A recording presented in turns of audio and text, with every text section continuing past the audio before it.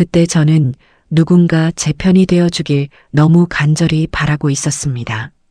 그날은 남편의 빈자리가 유독 크게 느껴지던 아들 민우의 결혼식 날이었습니다. 어머님, 오늘 정말 고우세요. 하객분들도 다 어머님 칭찬뿐이네요. 순백의 웨딩드레스를 입은 며느리 세영이는 천사처럼 웃고 있었습니다. 전직 간호사였던 세영이는 어쩜 그리 싹싹하고 노인 공경을 잘하는지 주변에선 다들 저더러 전생에 나라를 구했다고 했죠. 화려한 호텔 예식장 로비에서 하객들을 맞이하고 있을 때였습니다. 저 멀리서 요란한 등산복 차림의 여자가 인파를 헤치고 걸어오더군요. 제 고등학교 동창이자 40년 지기인 미자였습니다. 거친 교도관 생활을 오래 해서 그런지 매사에 거침이 없고 눈매가 매서운 친구였죠. 아, 윤정혜, 너 오늘 얼굴 폈다? 며느리가 그렇게 예쁘다며? 미자의 걸걸한 목소리에 사람들이 쳐다봤지만 저는 반갑게 손을 잡았습니다. 왔어? 식권 받고 밥부터 먹어. 밥은 무슨? 며느리 얼굴이나 좀 보자. 내가 관상은 좀 보잖냐. 미자는 막무가내로 신부 대기실 쪽으로 성큼성큼 걸어갔습니다. 저도 못 말리겠다 싶어 뒤따라갔죠. 그런데 대기실 문을 열고 세영이와 눈이 마주친 순간 미자의 표정이 순식간에 굳어버렸습니다. 마치 귀신이라도 본 사람처럼, 아니 맹수 앞에선 초식동물처럼 미자의 동공이 흔들렸습니다. 미자는 뒷걸음질을 치더니 신부 세영이를 손가락으로 가리키며 입을 딱 벌렸습니다. 세영이는 아주 잠깐, 정말 찰나의 순간 눈빛이 서늘하게 변하는가 싶더니 이내 방긋 웃으며 말했습니다. 안녕하세요, 이모님. 민우 씨한테 말씀 많이 들었어요. 하지만 미자는 그 인사를 받을 생각이 없어 보였습니다. 너 김미숙 아니야? 미자의 떨리는 목소리에 세영이의 눈썹이 꿈틀했습니다. 그러더니 미자는 비명을 지르듯 미친, 말도 안 돼. 라고 소리치고는 뒤도 안 돌아보고 식장 밖으로 나가버렸습니다. 식장 분위기는 순식간에 싸해졌습니다. 저는 당황해서 미자가 왜 저러지? 미안하다 아가야. 친구가 좀 별나서. 라며 며느리 눈치를 봤습니다. 그런데 그때 세영이가 저를 보며 짓던 그 미소, 분명 입은 웃고 있는데 눈은 전혀 웃고 있지 않던 그 기묘한 표정을 저는 왜 그때는 몰랐을까요? 그날 미자의 도망은 단순한 해프닝이 아니라 제게 닥칠 지옥에 대한 경고였다는 걸 말입니다. 사연 시작 전 구독과 좋아요를 눌러주시면 가정의 행운과 만복이 깃들길 바라겠습니다. 사실 저는 1년 전까지만 해도 삶의 의욕을 잃은 상태였습니다. 남편이 췌장암으로 투병하다 세상을 떠나고 저 역시 충격으로 쓰러져 병원 신세를 졌었거든요. 아들 민우는 그림만 그릴 줄 알았지 당장 어머니 수발을 어떻게 들어야 할지 몰라 쩔쩔매기만 했죠. 아들은 간병인을 구하자고 했지만 저는 싫다고 거부했습니다. 돈이 없어서가 아니었어요. 마음이 무너져 있던 저는 낯선 간병인이 제 몸에 손 떼는 것조차 싫어 고집을 피웠거든요. 그때 굳게 닫힌 제 마음을 비집고 들어온 게 담당 간호사 세영이었습니다. 어머님, 식사 거르시면 안 돼요. 제가 죽 좀 데워왔어요. 드셔보세요. 세영이는 다른 간호사들과 달랐습니다. 밤마다 제 퉁퉁 부은 다리를 주물러주고 죽은 남편 이야기 들어주며 같이 울어주기도 했죠. 저도 작년에 어머니가 돌아가셨거든요. 어머님 뵈니까 꼭 우리 엄마 같아서 눈물을 글썽이는 그 아이를 보며 제 마음이 어찌 안 움직였겠습니까? 퇴원하는 날 쭈뼛거리는 아들에게 제가 먼저 말했습니다. 민우야, 저 아가씨 참 괜찮더라. 한번 만나보는 거 어떠냐? 그렇게 두 사람은 연인이 되었고 만난 지 6개월 만에 결혼을 서둘렀습니다. 세영이는 부모님도 안 계시고 모아둔 돈도 없었지만 저는 상관없었습니다. 제겐 남편이 남겨준 넉넉한 유산과 집이 있었고 무엇보다 제 건강을 챙겨줄 살가운 딸 같은 며느리가 필요했으니까요. 어머님, 저 혼수 하나도 못 해가는데 어떡해요. 얘는 몸만 와라. 내 딸로 와주면 그걸로 된 거야. 저는 제 손으로 호랑이를, 아니 뱀을 집 안으로 불러들이고 말았습니다. 결혼식이 끝나고 일주일 뒤 신혼여행을 다녀온 아들 내외가 제 집으로 들어왔습니다. 2층 양옥집인 저희 집은 1층은 제가 쓰고 2층은 아들 부부가 쓰기로 했죠. 세영이는 양손 가득 짐을 들고 들어왔습니다. 어머님, 저희 왔어요. 선물 많이 사왔어요. 집안이 왁자지껄해지니 사람 사는 것 같고 참 좋더군요. 그런데 세영이가 부엌으로 가더니 주섬주섬 뭔가를 꺼냈습니다. 믹서기와 온갖 초록색 채소들, 그리고 라벨이 없는 갈색 병들이었습니다. 어머님, 안색이 좀 안 좋으세요. 제가 병원에 있을 때 배운 건데 뇌 건강에 특효인 주스 레시피가 있거든요. 매일 아침 저녁으로 갈아드릴게요. 믹서기 돌아가는 소리가 윙윙거렸습니다. 평소 같으면 그 소리가 경쾌하게 들렸을 텐데 그날따라 왠지 신경을 긁는 듯 날카롭게 들리더군요. 잠시 후 세영이가 짙은 녹색 액체가 담긴 컵을 들고 제 방으로 들어왔습니다. 드세요, 어머님. 공복에 드셔야 흡수가 빨라요. 컵을 받아드니 비릿한 냄새가 코를 찔렀습니다. 케일이나 브로콜리 냄새 같기도 한데 묘하게 쓴 약 냄새가 섞여 있었죠. 냄새가 좀 역하구나. 제가 머뭇거리자 세영이의 표정이 살짝 굳어졌습니다. 어머님, 몸에 좋은 약이 입에 쓴 법이에요. 저 생각해서 원샷 해주세요. 네. 며느리의 간곡한 부탁에 저는 숨을 참고 단숨에 들이켰습니다. 목구멍이 타들어가는 듯한 쓴맛이었습니다. 세영이는 빈 컵을 확인하고는 그제야 만족스러운 듯 웃었습니다. 잘하셨어요. 이제 푹 주무세요. 아주 깊게 주무실 거예요. 그날 밤 저는 이상한 꿈을 꿨습니다. 제가 캄캄한 숲속을 헤매는데 누군가 제 뒤를 계속 쫓아오는 꿈이었죠. 식은땀을 흘리며 깨어났을 땐 이미 해가 중천에 떠 있었습니다. 머리가 깨질 듯 아프고 멍해서 침대에서 일어날 수가 없더군요. 나이 탓인가? 여행 다녀온 애들 맞이하느라 무리했나? 대수롭지 않게 여겼습니다. 하지만 그건 시작에 불과했습니다. 며칠 뒤 거실에서 TV를 보고 있는데 집 전화가 울렸습니다. 휴대폰을 놔두고 집 전화로 걸려올 때가 없는데 의아했죠. 수화기를 드니 익숙한 목소리가 들렸습니다. 미자였습니다. 정혜야, 나다. 어머, 미자야. 너 그날 식장에서 왜 그랬어? 인사도 없이 가버리고 내가 얼마나 걱정했는지. 저는 반가움에 목소리를 높였지만 미자의 목소리는 잔뜩 가라앉아 있었습니다. 마치 누가 들을까봐 겁내는 사람처럼 속삭였어요. 정혜야, 내 말 잘 들어. 지금 며느리 옆에 있냐? 아니, 세영이는 장 보러 나갔고 민우는 작업실에 있어. 왜? 다행이다. 정혜야, 너 그 며느리 호적 한번 떼봐라. 아니, 다 필요 없고 지금 당장 내 말 명심해. 걔가 주는 거 아무것도 받아먹지 마. 등골이 서늘해졌습니다. 미자는 헛소리할 친구가 아니었거든요. 그게 무슨 소리야? 세영이가 얼마나 잘하는데. 잘하겠지. 걔 전공이 그거니까.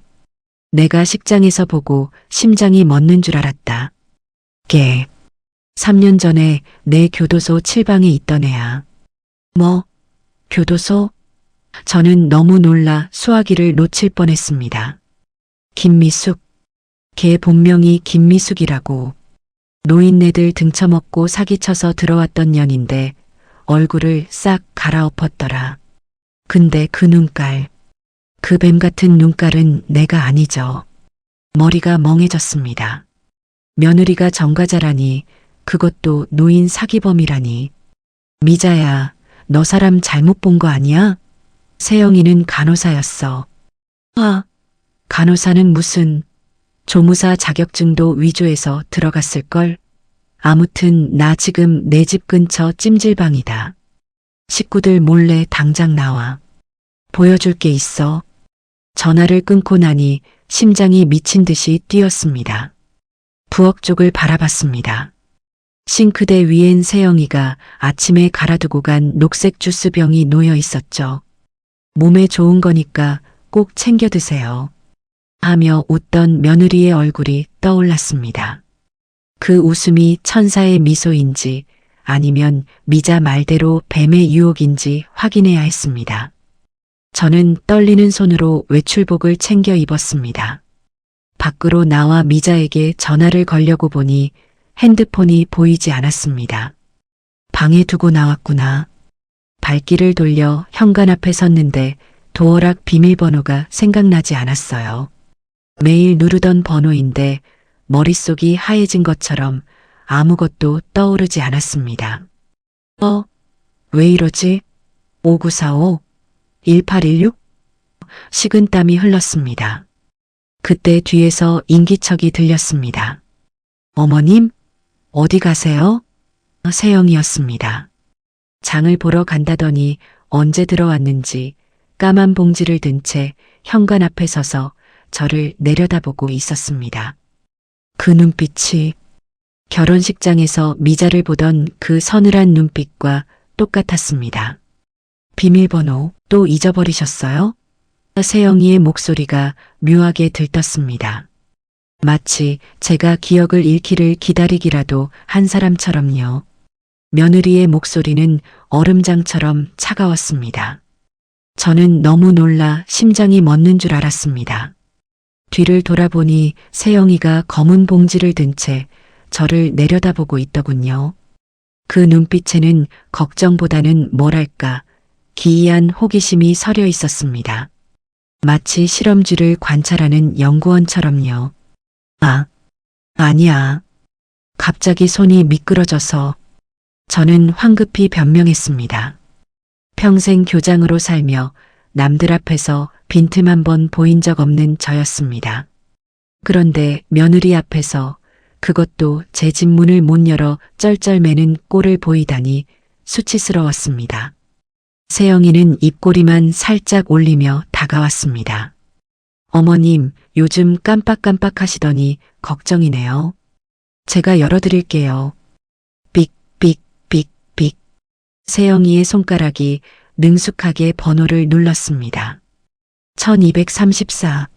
세상에 그 쉬운 번호가 왜 아까는 생각이 안 났던 걸까요? 들어가세요. 문이 열리고 집안의 어둠이 입을 벌린 채 저를 기다리고 있는 것 같았습니다. 저는 도망치듯 말했습니다. 나 미자 좀 만나고 올게. 찜질방에 있다니까 금방 다녀오마. 세영이의 눈썹이 꿈틀했습니다. 친구분이요? 그 예의 없는 분? 그래도 친구니까. 금방 올게. 저는 세영이의 대답도 듣지 않고 대문 쪽으로 달려갔습니다. 등 뒤로 현관문이 닫히는 소리가 쿵 하고 들렸을 때야 비로소 숨이 쉬어졌습니다. 미자가 있다는 찜질방은 동네 외곽에 있는 허름한 곳이었습니다.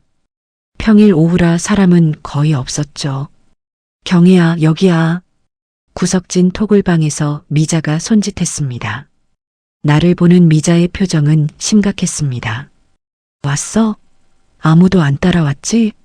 미자는 제 뒤를 힐끔거리며 확인하더군요.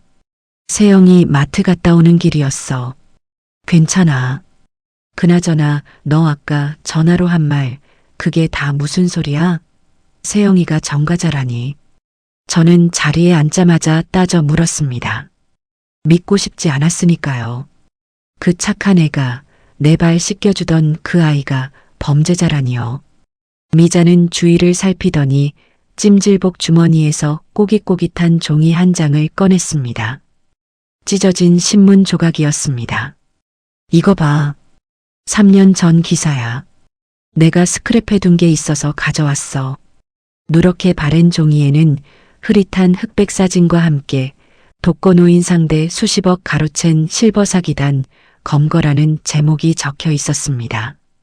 여기 이 여자 마스크 쓰고 있어서 잘 안 보이지? 근데 눈매를 봐. 이게 김미숙이야. 내 방에 있던 그년이라고. 미자의 손가락이 가리키는 사진 속 여자는 고개를 푹 숙이고 있었지만 그 눈빛만은 형형했습니다. 오늘 아침 제게 주스를 건네던 현관에서 저를 내려다보던 그 눈빛과 소름 끼치게 닮아 있었습니다. 김미숙. 아니 지금은 김세영이지. 걔 죄명이 뭔지 아냐? 사기, 사문서 위조, 그리고 노인학대. 미자의 입에서 나온 단어들은 하나같이 끔찍했습니다. 걔 수법이 아주 악질이야. 가족 없고 돈 많은 노인네들한테 접근해서 딸처럼 며느리처럼 굴어. 그러다 쥐도 새도 모르게 재산 빼돌리고 요양원에 처박아 버리는 거야. 그럼 우리 민우한테 접근한 것도 당연하지. 민우 걔가 뭘 아냐? 내 재산 보고 덤빈 거지. 머리가 핑 돌았습니다. 뜨거운 찜질방 아닌데 온몸이 덜덜 떨렸습니다. 근데 미자야. 세영이는 간호사였어. 나 아플 때 얼마나 지극정성으로. 정신 차려 윤정혜. 걔 간호조무사 자격증도 가짜였을 거라고. 교도소에서도 그랬어. 의무가장 꼬셔서 약 빼돌리고 힘없는 할머니 죄수들 밥 뺏어 먹고 아주 뱀 같은 년이었다니까. 미자가 제 어깨를 잡고 흔들었습니다. 너 요즘 몸은 괜찮냐? 어디 아픈 데 없어? 그 말에 아까 현관에서의 일이 떠올랐습니다. 안 그래도 자꾸 깜빡깜빡해. 아까는 비밀번호도 잊어버리고 머리가 멍한 게. 미자의 표정이 굳어졌습니다. 그거다. 약 썼네. 약이라니? 걔가 교도소에서 제일 잘하던 게 뭔지 알아? 배식 당번일 때 사람들 국에다가 이상한 거 타는 거였어. 설사약, 수면제. 별걸 다 탔지. 너 혹시 걔가 주는 거 뭐 먹는 거 있냐? 심장이 덜컥 내려앉았습니다. 매일 아침 저녁으로 갈아주던 그 녹색 주스. 뇌에 좋다고 꼭 공복에 마시라고 강요하던 그 주스. 녹즙 같은 걸 갈아주는데 절대 먹지 마. 당장 뱉어내. 그거 먹고 내 정신 흐려지게 해서 치매로 몰아가려는 수작이야. 그래야 성년후견인인지 뭔지 신청해서 내 재산 다 꿀꺽하지. 미자의 말은 하나하나가 비수처럼 날아와 꽂혔습니다. 치매. 제가 가장 두려워하는 그 단어. 세영이가 노린 게 바로 제 공포심이었던 겁니다. 정혜야, 오늘 집에 가서 당장 확인해봐. 내 도장, 통장, 폐물. 그대로 있는지. 그리고 이거 받아. 미자가 작은 녹음기를 제 손에 쥐어줬습니다. 증거 없으면 아무도 안 믿어. 민우도 지금 걔한테 푹 빠져서 내 말 안 들을걸? 무조건 증거를 모아야 해. 친구의 손은 거칠었지만 따뜻했습니다. 그 온기가 없었다면 저는 그 자리에서 쓰러졌을지도 모릅니다. 집으로 돌아오는 길, 다리가 천근만근이었습니다. 엘리베이터 거울에 비친 제 얼굴은 창백하게 질려 있었죠. 현관 앞에 서서 심호흡을 했습니다. 정신 차리자. 윤정혜, 너는 교장 선생님이었어. 호랑이 굴에 들어가도 정신만 차리면 산다. 떨리는 손으로 비밀번호를 눌렀습니다. 1234.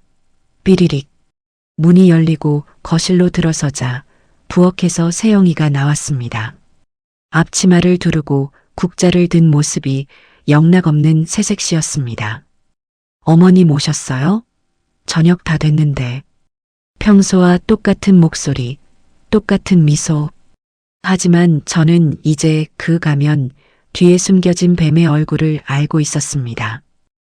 그래, 피곤해서 밥 생각은 없다. 먼저 들어가마. 저는 며느리의 눈을 피하며 안방으로 들어갔습니다.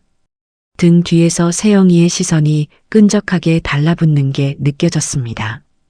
방문을 잠그고 나서야 주저앉았습니다. 미자의 말이 귓가에 쟁쟁했습니다. 확인해봐. 도장, 통장, 폐물. 저는 벌떡 일어나 장롱 깊숙한 곳을 뒤졌습니다. 남편이 남겨준 예물 시계와 제가 아끼는 옥반지가 든 보석함. 다행히 겉모습은 그대로였습니다. 떨리는 손으로 뚜껑을 열었습니다. 그런데 없었습니다. 텅 비어 있었습니다. 예물 시계도 옥반지도 심지어 금비녀까지. 보석함 안에는 먼지 하나 없이 깨끗하게 비어 있었습니다. 이게 무슨... 손이 부들부들 떨렸습니다. 분명 어제까지만 해도 확인했던 물건들이었습니다. 도둑이 든 건가? 아니면 내가 다른 곳에 뒀나? 그때 방문 두드리는 소리가 났습니다. 어머님, 저 세영이에요. 주스 갈아왔는데. 저는 황급히 보석함을 이불 밑으로 숨기고 문을 열었습니다. 세영이가 또 그 녹색 주스를 들고 서 있었습니다. 어머님, 안색이 더 안 좋아지셨네요.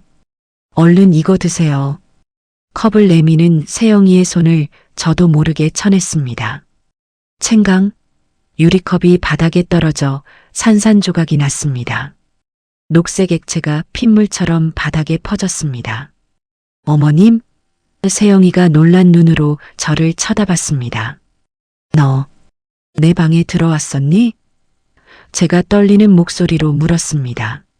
네, 청소하러 들어왔었죠. 왜 그러세요? 내 보석함, 옥반지랑 시계가 없어졌어. 내가 가져갔니? 저는 다짜고짜 물었습니다.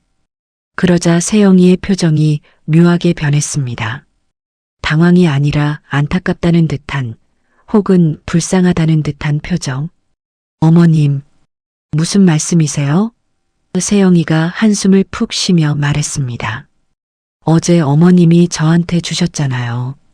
뭐, 내가 머리를 한 대 얻어맞은 것 같았습니다. 네, 민우 씨 사업 자금 필요하다고 이거 팔아서 쓰라고 져주셨잖아요. 기억 안 나세요? 세영이는 눈 하나 깜짝 안 하고 말했습니다. 너무나 태어난 그 모습의 순간 저는 제 자신을 의심했습니다. 내가 정말 그랬나? 어제 내가 몽롱한 상태에서 그랬나? 혼란스러워하는 제 눈을 똑바로 바라보며 세영이가 쐐기를 박았습니다. 어머님, 요새 자꾸 왜 그러세요? 아까 비밀번호도 잊어버리시더니 정말 병원 가보셔야겠어요. 며느리의 목소리엔 걱정이 가득 묻어 있었지만 입가에는 아주 미세한 비웃음이 걸려 있었습니다. 바닥에 쏟아진 녹색 주스에서 비릿한 냄새가 올라왔습니다. 그 냄새가 제 목을 조르는 것 같았습니다. 제 기억이 사라진 걸까요? 아니면 도둑 맞은 걸까요? 확실한 건 이 집안에 저를 미치게 만드는 누군가가 있다는 사실입니다. 엄마, 이게 무슨 냄새예요? 다급한 아들의 목소리에 눈이 번쩍 뜨였습니다. 방문을 열고 나가니 거실에 매캐한 연기가 자욱했습니다. 부엌에서는 민우가 가스레인지 불을 끄고 창문을 활짝 열고 있었고 며느리 세영이는 놀란 토끼 눈을 하고 입을 막고 서 있었죠. 세상에, 어머님, 국 냄비 다 탔어요. 큰일 날 뻔했잖아요. 세영이의 호들갑에 정신이 아득했습니다. 아니, 내가 분명히 불을 껐는데. 제가 더듬거렸지만 까맣게 타버린 냄비가 제 변명을 비웃고 있었습니다. 민우가 굳은 얼굴로 다가왔습니다. 엄마, 요즘 왜 그러세요? 어제는 현관문도 못 여시더니 오늘은 불까지. 우리 없었으면 집에 불낼 뻔하셨잖아요. 아들의 목소리에 짜증과 걱정이 뒤섞여 있었습니다. 저는 억울했습니다. 분명히 끄고 잤거든요. 교장 시절 퇴근할 때마다 전열 기구 코드를 3번씩 확인하던 저였습니다. 그런데 세영이가 민우의 팔을 잡으며 말했습니다. 여보, 어머님한테 그러지 마. 어머님도 놀라셨을 텐데. 요즘 기력이 없으셔서 깜빡하실 수도 있지.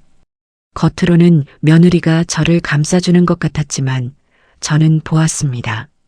민우 등 뒤에서 세영이가 저를 보며 짓던 그 표정을. 꺼봐, 당신은 이제 짐이야. 라고 말하는 듯한 싸늘한 눈빛을요. 세영이는 제가 잠든 사이 몰래 가스불을 켜둔 게 분명했습니다. 하지만 증거가 없으니 저는 그저 노망난 노인네가 되어 고개를 숙일 수밖에 없었습니다. 미안하다. 내가 잠결에 착각했나 보다. 제 사과에 민우는 한숨을 길게 내쉬었습니다. 그 한숨 소리가 제 가슴에 대못처럼 박혔습니다. 아들과 며느리가 외출한 뒤 저는 거실로 나왔습니다. 집안 곳곳이 감옥처럼 느껴졌습니다. 부엌 식탁 위에는 세영이가 갈아놓고 간 녹색 주스가 놓여 있었습니다. 몸에 좋은 거니까 꼭 챙겨 드세요. 라는 메모와 함께요. 미자의 경고가 떠올랐습니다. 그거 먹고 내 정신 흐려지게 하는 거야. 저는 주스 컵을 들고 베란다로 갔습니다. 구석에 있는 벤자민 화분. 며칠 전부터 제가 몰래 주스를 버리던 화분이었습니다. 그런데 화분을 본 순간 소름이 끼쳤습니다. 싱싱하던 벤자민 잎이 누렇게 뜨고 줄기가 검게 말라 비틀어져 있었습니다. 마치 독극물을 들이부은 것처럼요. 세상에. 손이 떨려 들고 있던 컵을 놓칠 뻔했습니다. 식물이 이렇게 될 정도면 제 몸속 장기는 어떻게 되고 있을까요? 그때 현관 도어락 소리가 들렸습니다. 띠리릭. 저는 화분 뒤로 몸을 숨겼습니다. 세영이가 들어왔습니다. 혼자가 아니었습니다. 낯선 남자와 함께였습니다. 여기 거실이랑 어머님 방 그리고 부엌 잘 보이는 대로 달아주세요. 세영이의 목소리였습니다. 작업복을 입은 남자가 드릴을 꺼냈습니다. CCTV 설치 기사였습니다. 저는 베란다에서 나와 소리쳤습니다. 지금 뭐 하는 거냐? 세영이는 놀란 기색도 없이 웃으며 말했습니다. 어머, 어머님 계셨어요? 주무시는 줄 알았는데. 안 그래도 말씀드리려던 참이에요. 아침에 가스불 사건도 있고 해서 어머님 안전 때문에 CCTV 설치하려고요. 완전 감시하겠다는 거 아니고? 제 말에 세영이가 정색을 했습니다. 어머님, 섭섭하게 왜 그러세요? 민우 씨랑 상의해서 결정한 거예요. 어머님 혼자 계시다가 쓰러지시기라도 하면 어떡해요. 민우랑 상의했다는 말에 말문이 막혔습니다. 결국 아들도 동의했다는 뜻이니까요. 기사가 거실 천장에 카메라를 박는 동안 저는 제 집에서 발가벗겨지는 기분이었습니다. 저 검은 렌즈가 이제 24시간 저를 지켜보겠죠.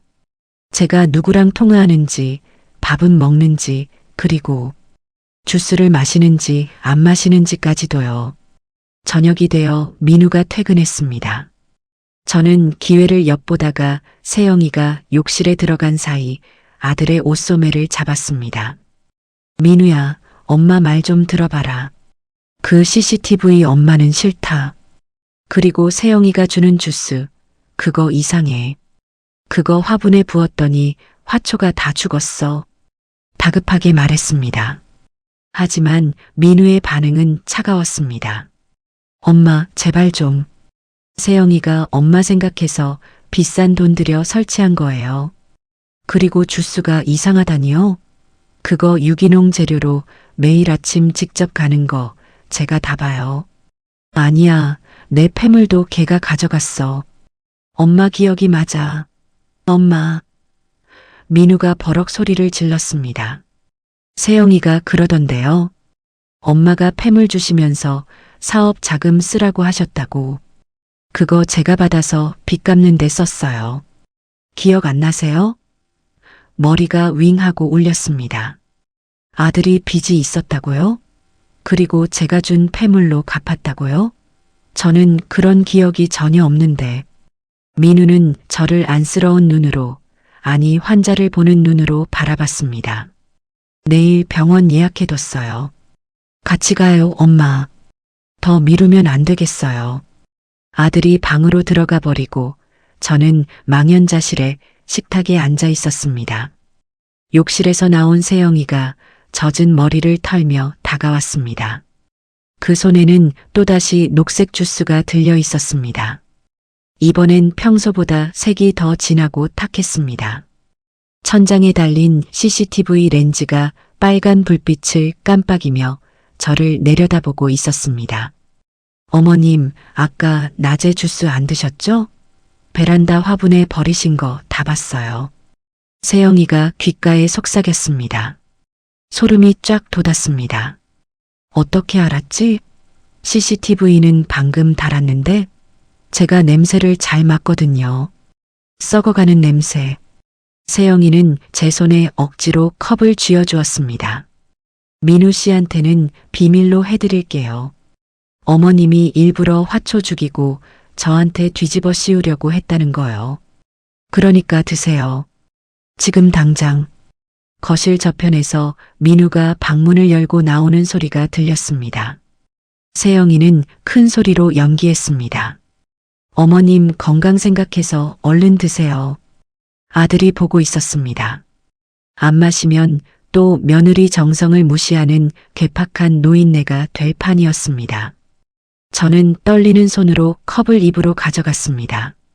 독인 줄 알면서도 마셔야 하는 심정, 자식이 보고 있어서 차마 뱉을 수 없는 그 비참함을 아십니까? 꿀꺽, 꿀꺽. 목구멍으로 넘어가는 액체가 식도를 태우는 것 같았습니다. 다 마시자 세영이가 민우를 보며 환하게 웃었습니다. 여보, 어머님 오늘 진짜 잘 드시네. 건강해지시겠다. 초기 알츠하이머 의심 소견입니다. 의사의 건조한 한마디가 사형 선고처럼 떨어졌습니다. 저는 억울해서 펄쩍 뛰었습니다. 선생님, 저는 멀쩡해요.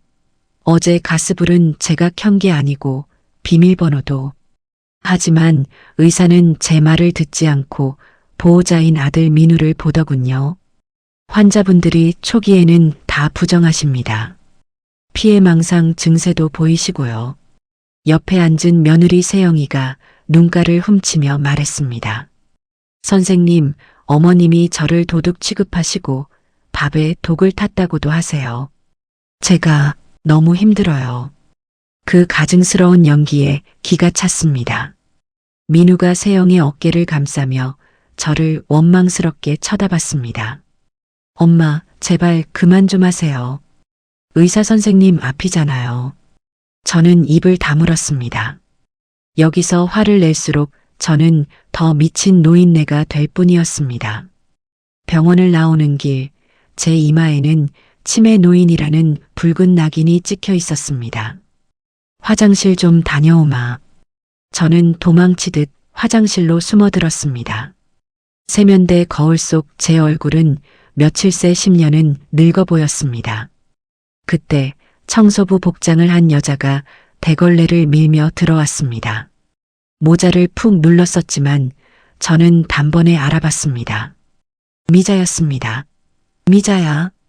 제가 소리치려 하자 미자가 검지손가락을 입술에 대며 조용히 하라고 했습니다. 쉿. 밖에 며느리 있다. 미자는 주머니에서 작은 USB와 쪽지를 제 손에 쥐어주었습니다. 시간 없다. 잘 들어. 세영이 그년이 노리는 건 단순한 도둑질이 아니야. 성년후견인이야. 성년. 뭐? 내가 치매로 판정받으면 법적 보호자가 내 재산, 부동산, 통장 다 관리할 수 있는 제도야. 멀쩡한 노인네 정신병자 만들어서 재산 꿀꺽하는 게 그년 주특기야. 미자의 말에 머리를 한 대 얻어맞은 것 같았습니다. 도둑질이 아니라 내 존재 자체를 지워버리려는 거였구나. 오늘 밤에 확인해봐. 그년 통화하는 거 엿들어. 걔 뒤에 조력자가 있어. 미자는 황급히 화장실을 빠져나갔습니다. 집으로 돌아오는 차 안에서 저는 한마디도 하지 않았습니다. 창밖 풍경이 지옥으로 끌려가는 길처럼 보였습니다. 집에 도착하자마자 세영이가 또 주스를 내밀더군요. 어머님, 약 드실 시간이에요. 병원 다녀오시느라 고생하셨으니 더 진하게 갈았어요. 민우도 옆에서 거들었습니다. 드세요, 엄마. 의사 선생님도 약 잘 챙겨 드시라고 했잖아요. 저는 컵을 받아들었습니다. CCTV 렌즈가 저를 노려보고 있었습니다. 저는 컵을 입에 대고 꿀꺽 소리를 냈습니다. 하지만 삼키지 않았습니다. 혀 밑에 액체를 머금은 채 방으로 들어왔습니다. 문을 닫자마자 휴지통에 뱉어냈습니다. 녹색 액체가 휴지를 적시며 흉물스럽게 퍼졌습니다. 입안이 얼얼하고 혀가 마비되는 것 같았습니다. 이걸 매일 마셨으니 정신이 멀쩡할 리가 있었겠습니까? 저는 결심했습니다. 내 정신은 내가 지킨다. 그리고 이 집구석에 숨겨진 진실을 내가 밝혀낸다. 새벽 2시, 온 집안이 죽은 듯 고요했습니다. 저는 자는 척하다가 조심스럽게 방문을 열었습니다. 거실에는 어둠뿐이었지만 부엌 쪽에서 희미한 불빛이 새어나오고 있었습니다. 발소리를 죽이고 다가갔습니다. 세영이가 식탁에 앉아 누군가와 통화하고 있었습니다. 한 손에는 와인 잔을, 다른 한 손에는 담배를 들고 있더군요. 평소 술, 담배는 입에도 안 된다던 그 며느리가 말입니다. 오빠. 응, 오늘 병원 다녀왔어. 의사가 진단서 끊어줬어. 치매 중기 의심이라고. 세영이의 목소리는 낮고 탁했습니다. 민우? 그 멍청이? 걔는 내가 울기만 하면 껌뻑 죽어. 자기 엄마가 진짜 미친 줄 안다니까. 제 가슴이 찢어지는 것 같았습니다. 아들을 멍청이라고 비웃는 저 여자가 내 며느리라니. 응, 다음 달에 성년후견인 개시 심판 청구할 거야. 그거 통과되면 이 집이랑 건물 다 내 손 안에 들어오는 거지. 그때까지만 약 더 쓰면 돼. 완전히 바보 만들어야지. 성년후견인. 미자 말이 맞았습니다. 저 여자는 저를 보호하려는 게 아니라 법적으로 저를 식물인간 취급해서 모든 걸 빼앗으려는 거였습니다. 근데 그 늙은이가 눈치가 좀 빨라. 친구년이 자꾸 쑤시고 다니는 것 같고 처리해야 하나. 그래, 알았어. 일단 돈부터 챙기고. 민우 빚? 그거 내 도박 빚으로 돌려막은 거 걔는 꿈에도 몰라. 충격에 다리가 풀려 주저앉을 뻔했습니다. 아들의 빚이라던 게 사실은 며느리의 도박 빚이었다니. 제 패물도 아들이 힘들게 번 돈도 다 도박판에 쏟아붓고 있었던 겁니다. 부들부들 떨리는 손으로 입을 틀어막았습니다. 소리를 내면 끝장이었습니다. 그때 세영이가 통화를 끊더니 갑자기 고개를 획 돌려 제가 숨어 있는 쪽을 쳐다봤습니다. 어둠 속에서 담뱃불이 붉은 눈처럼 번뜩였습니다. 저는 숨을 멈췄습니다. 다행히 세영이는 다시 고개를 돌려 와인을 마셨습니다. 저는 네 발로 기어서 방으로 돌아왔습니다. 침대에 누웠지만 심장이 터질 것 같아 잠들 수가 없었습니다. 두려움보다는 분노가 치밀어 올랐습니다. 감히 내 아들을 이용해? 내 인생을 송두리째 삼키려 해? 저는 어둠 속에서 눈을 부릅떴습니다. 더 이상 당하고만 있지 않겠습니다. 며느리가 나를 치매 노인으로 만들려 한다면 기꺼이 그 장단에 맞춰주마. 내가 방심하는 순간 그 더러운 가면을 내 손으로 찢어발겨주마. 저는 미자가 준 USB를 손에 꽉 쥐었습니다. 내일은 전쟁입니다. 어머님, 식사하세요.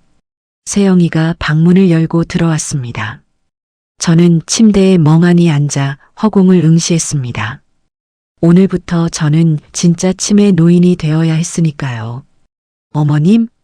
세영이가 다가와 제 눈앞에서 손을 흔들었습니다. 저는 천천히 고개를 돌려 초점 없는 눈으로 물었습니다. 누구세요? 밥 주는 사람인가? 세영이의 입꼬리가 실룩였습니다. 당황보다는 기쁨이 스치는 표정이었습니다. 어머님. 저 세영이잖아요. 며느리. 우리 민우 장가 갔나? 제가 되묻자 세영이는 뒤따라 들어온 민우를 보며 고개를 저었습니다. 여보, 어머님 증세가 갑자기 심해지셨어. 나도 못 알아보셔. 민우의 얼굴이 흑빛이 되더군요. 엄마, 저 민우예요. 아들. 저는 민우의 손을 잡고 해맑게 웃었습니다. 우리 아들. 학교 다녀왔어? 도시락은? 민우는 참았던 눈물을 터뜨리며 방을 나갔습니다. 아들의 등 뒤에서 세영이가 저를 보며 묘한 미소를 지었습니다. 그래, 그렇게 계속 미쳐 있어. 라고 말하는 듯 했죠. 세영이가 녹색 주스를 내밀었습니다. 어머님, 이거 달달한 주스예요. 드세요. 저는 컵을 받아들고는 손을 부들부들 떨다가 앗 하는 소리와 함께 일부러 바닥에 쏟아버렸습니다. 아이고, 아까워라. 흘렸네. 세영이의 미간이 찌푸려졌지만 화를 낼 순 없었죠. 저는 속으로 쾌재를 불렀습니다. 이제 내가 주는 건 물 한 모금도 안 마신다. 민우가 출근하고 세영이가 잠시 마당에 빨래를 널러나간 사이 저는 행동 개시했습니다. 안방 장롱 깊숙한 곳에 있는 개인 금고, 그 안에 제 집 문서와 땅 문서, 그리고 비상금이 들어 있었습니다. 세영이가 성년후견인 신청을 하기 전에 그것들을 미자에게 맡겨야 했습니다. 떨리는 손으로 비밀번호를 눌렀습니다. 515. 제 생일이자 평생 써온 번호였습니다. 삐. 경고음이 울렸습니다. 왜 이러지? 다시 천천히 눌렀습니다. 051호. 삐. 오류입니다. 기계적인 음성이 심장을 쪼아댔습니다. 민우 생일, 남편 기일, 다 눌러봐도 소용없었습니다. 등에서 식은땀이 흘렀습니다. 분명 지난주까지만 해도 열렸던 금고였습니다. 설마, 어머님, 뭐 하세요? 등 뒤에서 날카로운 목소리가 들렸습니다. 세영이가 빨래 바구니를 든 채 노려보고 있었습니다. 저는 놀란 가슴을 쓸어내리며 연기했습니다. 이게 안 열려. 내 통장. 세영이가 한숨을 푹 쉬며 다가와 제 손을 탁 쳐냈습니다. 어머님, 지난주에 도둑 든다고 비밀번호 바꾸셨잖아요. 기억 안 나세요? 내가 바꿨다고? 네. 며느리도 믿을 수 없다고 하시면서 어머님만 아는 번호로 바꾸셨잖아요. 그러고는 또 잊어버리신 거예요? 세영이는 너무나 뻔뻔하게 거짓말을 했습니다. 제가 바꿨을 리가 없습니다. 저는 기계치라 비밀번호 변경법도 모르는 사람입니다. 아이고, 내 정신 좀 봐. 그랬나?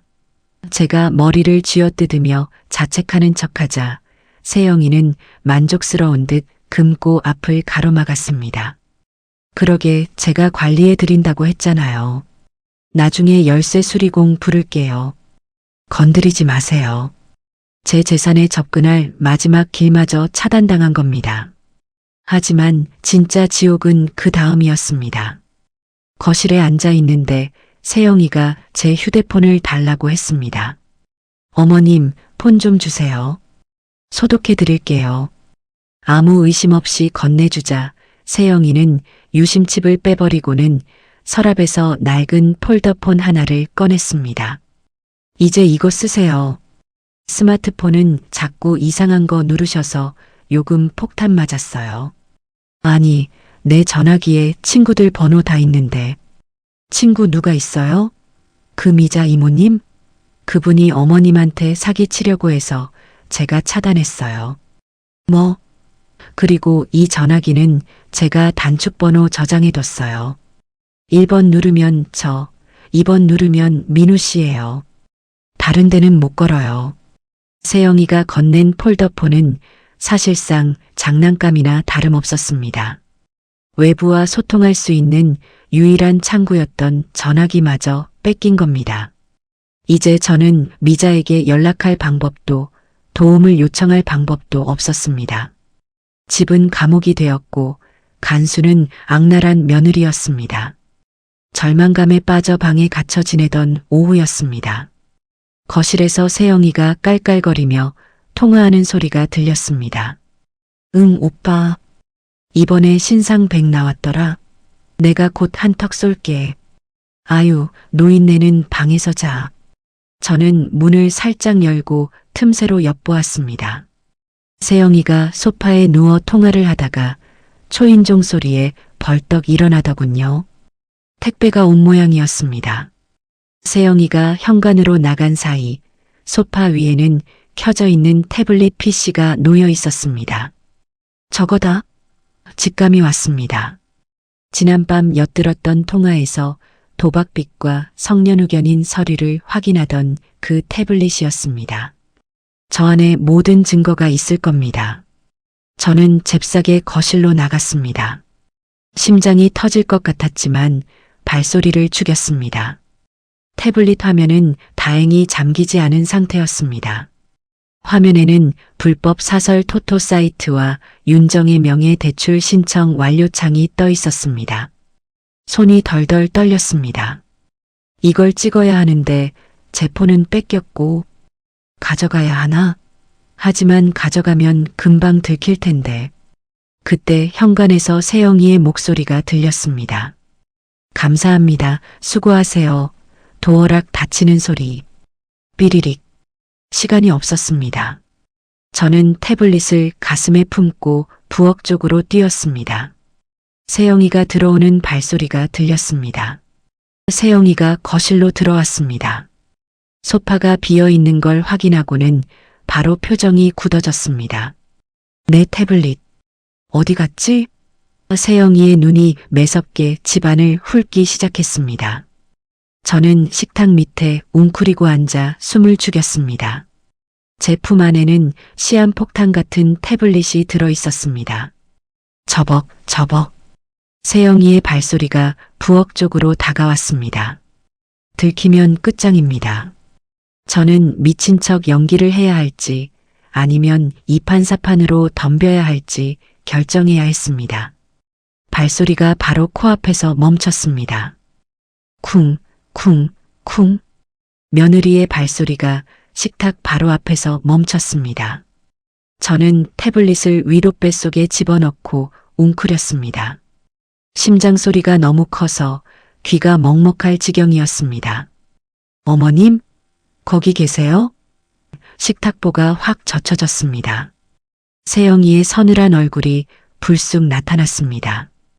뱀이 먹잇감을 발견했을 때의 눈빛이 딱 저럴까요? 저는 태연하게, 아니 최대한 멍청하게 웃어 보였습니다. 바닥에 떨어진 밥알을 줍는 척하면서요. 히히. 밥풀. 여기 밥풀이 있네. 세영이는 저를 한심하다는 듯 그러면서도 의심스러운 눈초리로 훑어봤습니다. 어머님, 여기서 뭐 하세요? 혹시 소파 위에 있던 까만 판 못 보셨어요? 까만 판? 쟁반? 밥 주려고? 제가 동문서답을 하자 세영이는 짜증스럽게 머리를 쓸어 넘겼습니다. 아니, 전자기기요. 태블릿. 아휴, 내가 노인네한테 뭘 물어. 세영이는 다시 거실로 나가 소파 쿠션을 닥치는 대로 뒤집기 시작했습니다. 저는 그 틈을 타벨을 부여잡고 화장실로 기어갔습니다. 배가 아파서 화장실 문을 잠그고 나서야 거친 숨을 몰아쉬었습니다. 뱃속에서 차가운 태블릿을 꺼냈습니다. 화면에는 여전히 사설 도박 사이트와 성년후견인 신청서 파일이 떠 있었습니다. 이걸 찍어야 하는데 제 폰은 압수당했으니 방법이 없었습니다. 이 기기 자체를 미자에게 넘겨야 했습니다. 하지만 어떻게? 집안 곳곳에 CCTV가 있고 현관문 비밀번호도 모르는데 그때 화장실 창문 너머로 뒷마당이 보였습니다. 2층 높이였지만 바로 밑은 푹신한 잔디밭이었습니다. 그리고 담벼락 너머에 익숙한 빨간색 등산 모자가 보였습니다. 미자였습니다. 며칠째 저를 걱정해 집 주변을 배회하던 미자가 거기 있었습니다. 저는 창문을 아주 조금 열고 손을 흔들었습니다. 미자가 저를 봤습니다. 저는 손가락으로 네모 모양을 그리고 아래로 던지는 신용을 했습니다. 눈치 빠른 미자가 고개를 크게 끄덕였습니다. 하지만 언제? 지금 던지면 세영이나 민우가 바로 알아챌 게 뻔했습니다. 모두가 잠든 가장 깊은 시간이어야 했습니다. 저는 창문에 대고 손가락 3개를 펴보였습니다. 그리고 손가락을 입술에 대어 쉿하는 신용을 한 뒤 검지로 까만 밤하늘을 가리켰습니다. 새벽 3시 모두가 잠든 시간. 미자가 제 손가락 3개를 확인하고는 자신의 손목 시계를 톡톡 두드리며 엄지를 치켜 세웠습니다. 접선 완료. 오늘 밤 새벽 3시가 거사가 치러질 시간이었습니다. 밤이 되자 집안 분위기는 살벌해졌습니다. 퇴근한 민우까지 동원되어 온 집안을 뒤지고 있었습니다. 여보, 분명히 거실에 뒀다니까? 그게 발이 달린 것도 아니고. 어디로 가? 세영이는 초조한지 손톱을 물어뜯었습니다. 그 태블릿에 자신의 모든 범죄 기록이 들어있으니 미치고 팔짝 뛸 노릇이겠죠. 민우가 제 방으로 들어왔습니다. 저는 이불을 뒤집어 쓰고 자는 척했습니다. 엄마, 혹시 장난감 같은 거 못 보셨어요? 민우가 물었지만 저는 코를 골았습니다. 민우가 장롱문을 열고 서랍을 뒤지는 소리가 들렸습니다. 심장이 터질 것 같았지만 꼼짝도 하지 않았습니다. 태블릿은 지금 제 베개 속 메밀 껍질 사이에 숨겨져 있었으니까요. 없어. 엄마가 가져간 건 아닌가 봐. 민우가 나가자 세영이의 날카로운 목소리가 들렸습니다. 확실해? 어머님 요즘 이상하잖아. 일부러 숨긴 거 아니야? 에이, 엄마가 태블릿이 뭔지나 아시나? 당신이 어디 두고 깜빡한 거겠지. 모두가 잠든 새벽 2시 55분. 저는 눈을 떴습니다. 알람도 없이 정확히 눈이 떠지더군요. 긴장감 때문이었겠죠. 베개 속에서 태블릿을 꺼내 남편이 입던 두꺼운 겨울 스웨터로 꽁꽁 감았습니다. 충격을 흡수해야 하니까요. 그리고 거실로 나갔습니다. 천장에 CCTV 빨간 불빛이 저를 노려보고 있었습니다. 하지만 저는 알고 있었습니다. 지난번 설치 기사가 말할 때 엿들었거든요. 사장님, 여기 베란다 구석 기둥 뒤는 사각지대라 안 찍힙니다. 저는 몽유병 환자처럼 흐느적거리며 베란다로 향했습니다. CCTV에는 그저 노인네가 잠이 안 와 서성이는 것처럼 보일 겁니다. 기둥 뒤 사각지대에 몸을 숨기고 창문을 열었습니다. 찬바람이 훅 끼쳐왔습니다. 아래를 내려다보니 정확히 3시 정각. 어둠 속에서 희미한 불빛이 딱 3번 깜빡였습니다. 미자였습니다. 정혜야, 나 여기 있다. 던져라. 불빛이 그렇게 말하고 있었습니다. 역시 내 친구, 시간 하나는 칼같이 지키는 그 모습에 왈칵 눈물이 날 뻔했습니다. 손이 떨렸습니다. 이게 빗나가서 소리가 나거나 깨지면 모든 게 끝장입니다. 여보, 당신이 도와줘요. 우리 아들 살리려면 이게 필요해. 저는 간절한 마음으로 눈을 질끈 감은 채 스웨터 뭉치를 허공으로 던졌습니다. 짧은 바람 소리와 함께 뭉치가 어둠 속으로 사라졌습니다. 툭! 둔탁하지만 작은 소리가 났습니다. 저는 숨을 죽이고 아래를 봤습니다. 검은 그림자가 덤불 속에서 튀어나와 뭉치를 낚아챘습니다. 그리고 저를 향해 머리 위로 동그라미를 그려 보였습니다. 받았다. 성공이다. 미자는 뭉치를 품에 안고 잽싸게 어둠 속으로 사라졌습니다. 다리에 힘이 풀려 그 자리에 주저앉았습니다. 해냈다. 드디어 증거를 밖으로 내보냈다. 이제 반경만 남았습니다.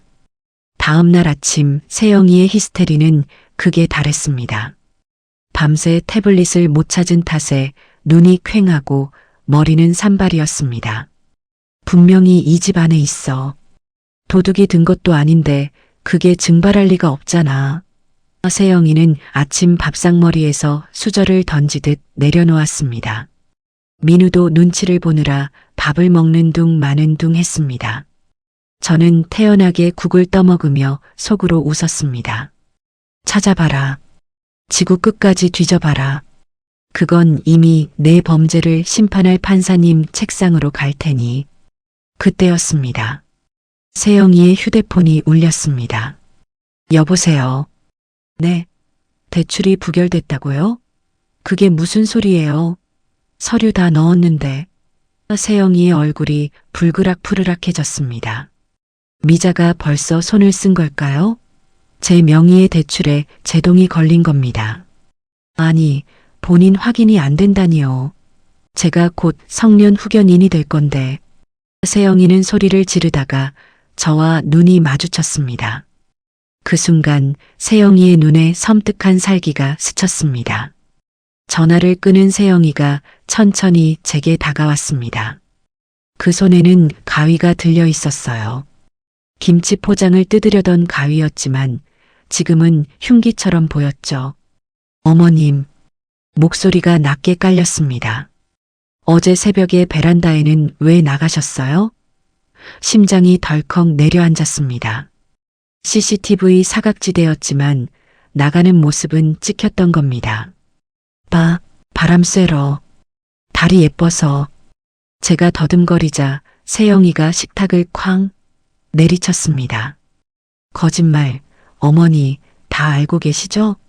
태블릿 어머님이 가져갔죠? 내놔요. 내놓으라고. 세영이가 제 멱살을 잡을 듯 달려들었습니다. 민우가 여보 왜 그래? 하며 말렸지만 세영이의 눈은 이미 돌아 있었습니다. 이 늙은이가 미친 척하면서 날 엿먹이고 있어. 내놔. 내 태블릿 내놔. 광기 어린 며느리의 비명이 집안을 울렸습니다. 저는 공포에 질린 척 비명을 질렀지만 제 눈은 똑바로 세영이를 노려보고 있었습니다. 그래, 더 미쳐 날뛰어라. 내 바닥을 민우한테 다 보여줘라. 내놔, 내놓으라고. 세영이가 가위를 든 채 저에게 달려들던 그 순간 현관문이 벌컥 열렸습니다. 출근했던 민우가 서류를 두고 가서 되돌아온 것이었습니다. 여보, 지금 뭐 하는 거야? 민우가 기겁하며 달려와 세영이의 팔을 낚아챘습니다. 챙강. 가위가 바닥에 떨어지며 섬뜩한 소리를 냈습니다. 저는 공포에 질려 주저앉은 채 헐떡였습니다. 이제 살았다. 아들이 이 광경을 봤으니 세영이의 본색을 알게 될 거라 믿었습니다. 그런데 세영이의 반응이 빨랐습니다. 그녀는 금세 사시나무 떨듯 몸을 떨며 바닥에 주저앉아 오열하기 시작했습니다. 흑, 여보, 무서워. 어머님이 갑자기. 세영이는 제 멱살을 잡았던 손으로 자신의 목을 감싸쥐었습니다. 어머님이 도둑이 들었다면서 가위를 찾으시길래 말리려고 했는데 갑자기 나보고 도둑년이라면서. 기가 막혀서 말이 안 나왔습니다. 방금 전까지 살기를 띠던 눈빛이 순식간에 피해자의 눈물로 바뀌어 있었습니다. 이 거짓말쟁이. 내가 나를 찌르려고 했잖아. 제가 소리쳤지만 민우는 이미 세영이를 품에 안고 저를 노려보고 있었습니다. 엄마, 도대체 왜 그러세요? 며느리한테 가위를 들이대다니요. 아니야, 민우야. 저 여자가 가위를 들었어. 그리고 저 여자가 도박해서 빚진 증거가 든 태블릿을. 아차 싶었습니다. 치매 연기를 하던 제가 너무 논리정연하게 말해버린 겁니다. 민우의 눈빛이 흔들렸습니다. 엄마 정신 돌아오셨어요?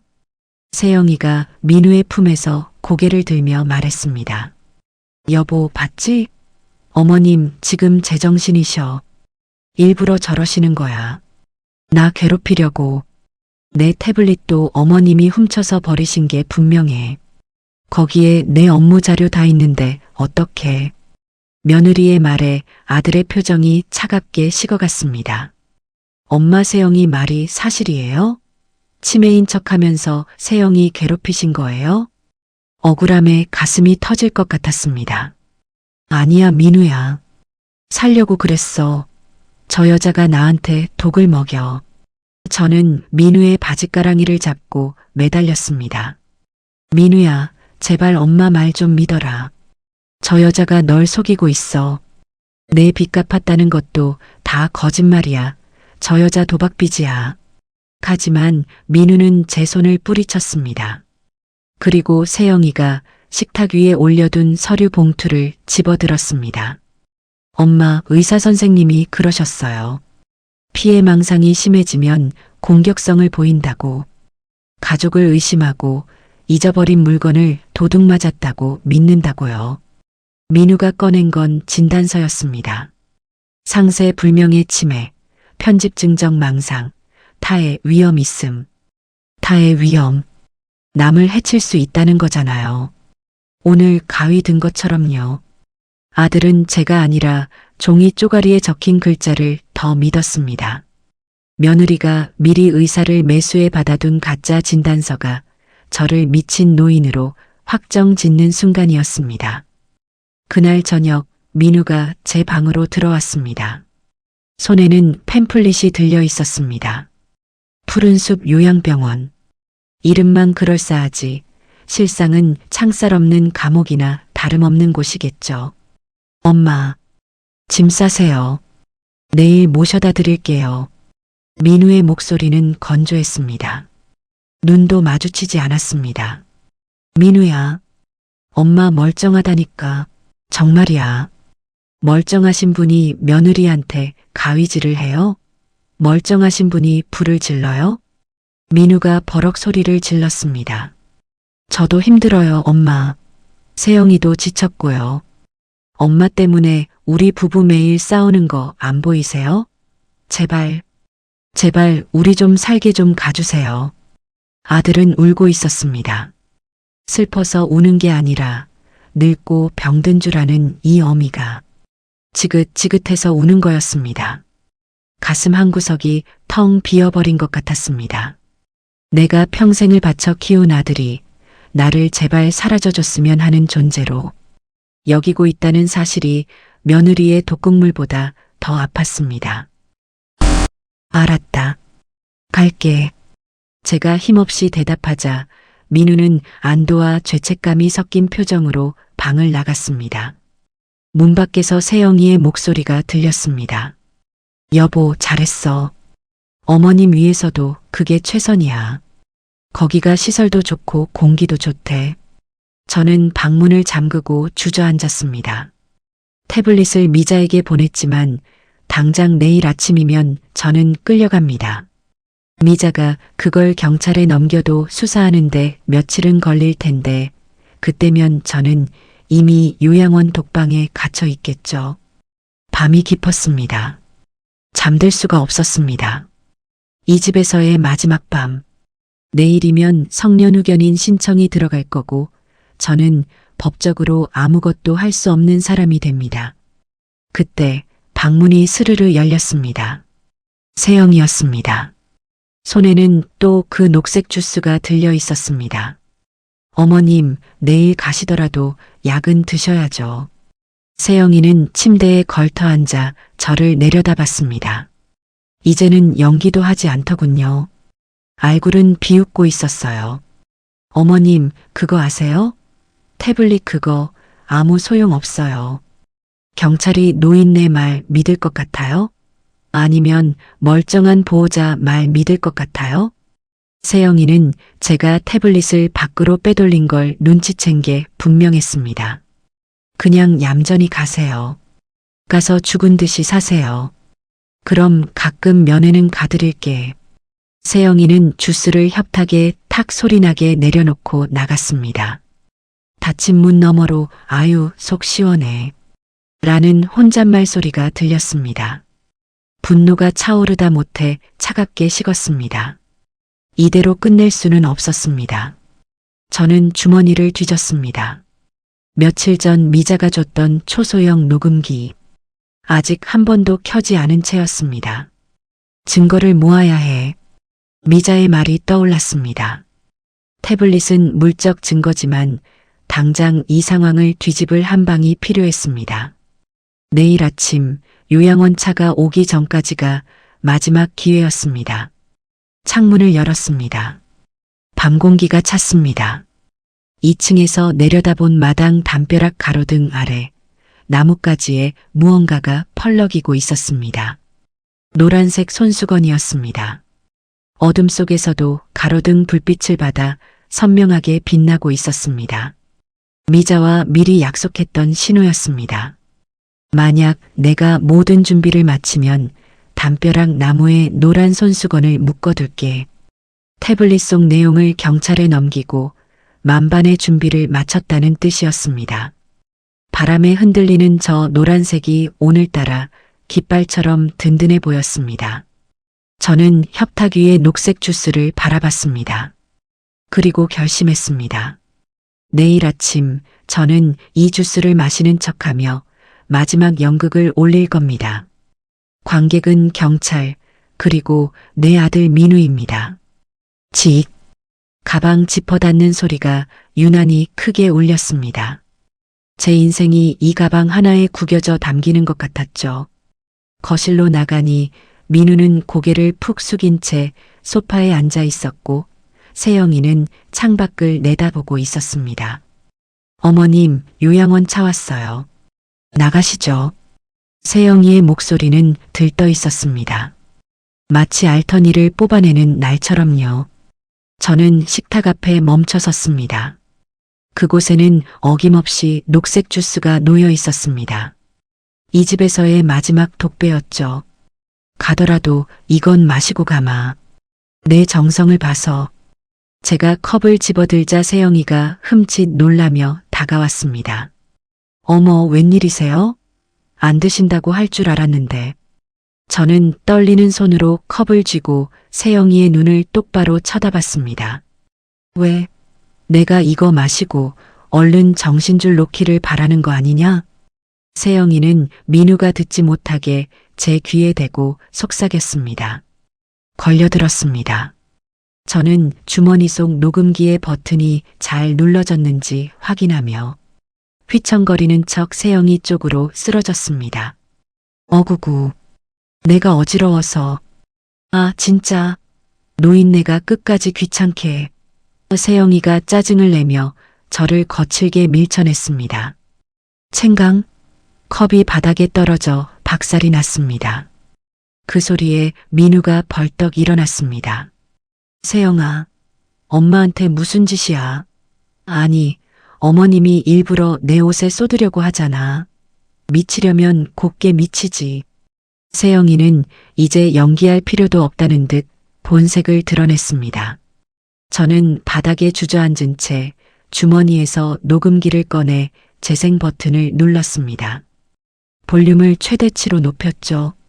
지직거리는 소음 뒤에 선명한 목소리가 흘러나왔습니다. 성년후견인 통과되면 이 집이랑 건물 다 내 손안에 들어오는 거지. 그때까지만 약 더 쓰면 돼. 완전히 바보 만들어야지. 내가 이거 마시고 얼른 정신줄 놓기를 바라는 거 아니냐? 아시면 얼른 드세요. 가서도 헛소리하지 마시고요. 거실에 정적이 흘렀습니다. 민우의 얼굴이 하얗게 질렸습니다. 세영이는 굳어버린 석고상처럼 서 있었습니다. 이게 무슨 소리야? 약을 쓴다니? 세영이 너? 민우가 떨리는 목소리로 물었습니다. 세영이가 당황하며 소리쳤습니다. 이거 조작이야. 어머님이 이상한 거 만들어 오신 거야. 민우 씨, 나 안 믿어? 하지만 이번엔 통하지 않았습니다. 믿긴 누굴 믿어? 이 사기꾼년아. 현관문이 쾅 열리며 미자가 들이닥쳤습니다. 그 뒤로 제복 입은 경찰 2명이 따라 들어왔습니다. 김미숙, 아니 김세영, 당신을 특수상해 및 사기, 사문서, 위조 혐의로 체포합니다. 미자의 손에는 제가 던졌던 태블릿이 들려 있었습니다. 여기 증거 다 있다.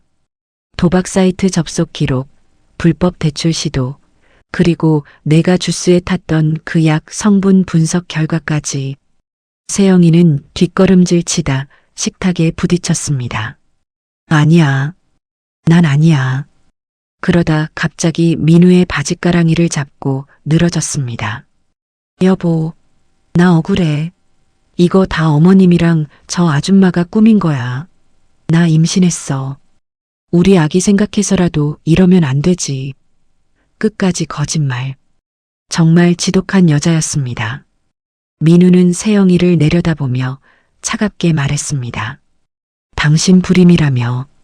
그래서 우리가 아이 포기하고 살기로 했잖아. 그것도 거짓말이었어? 세영이의 손이 힘없이 툭 떨어졌습니다. 모든 거짓말이 바닥난 순간이었습니다. 경찰이 세영이의 손목에 수갑을 채웠습니다. 끌려나가는 세영이가 저를 노려보며 악을 썼습니다. 이 늙은이가 그냥 죽지 왜 안 죽어서. 내 돈 내놔. 그건 내 돈이야. 그 추악한 목소리가 멀어질 때까지 저는 미동도 하지 않고 그녀를 지켜봤습니다. 집안이 다시 고요해졌습니다.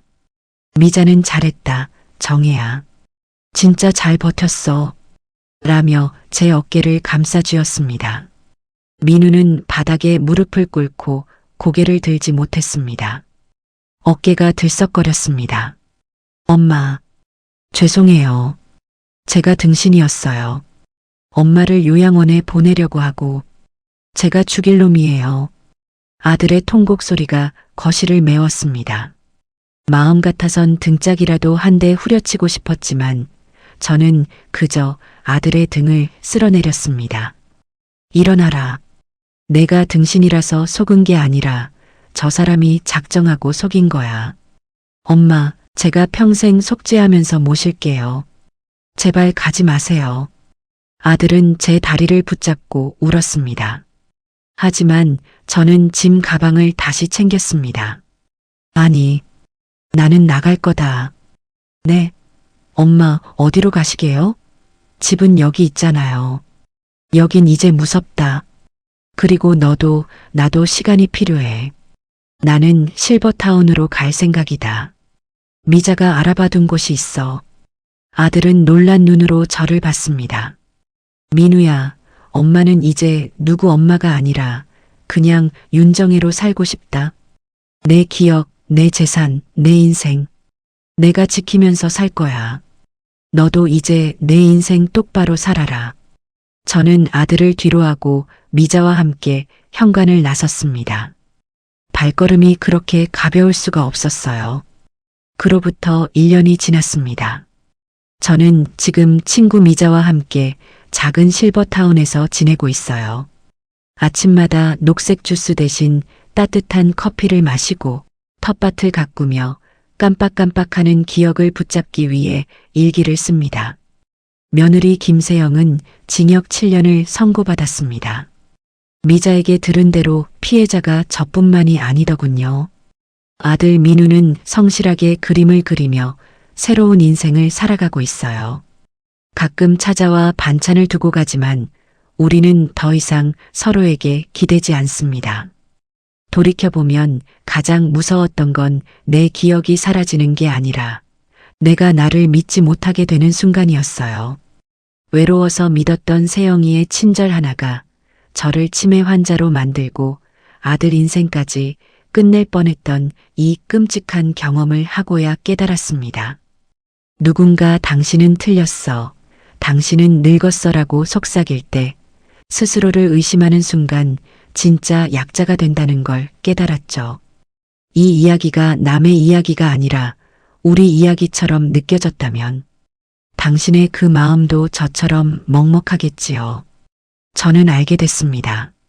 이런 일은 결코 특별한 한 사람에게만 일어나는 일이 아니라는 걸요.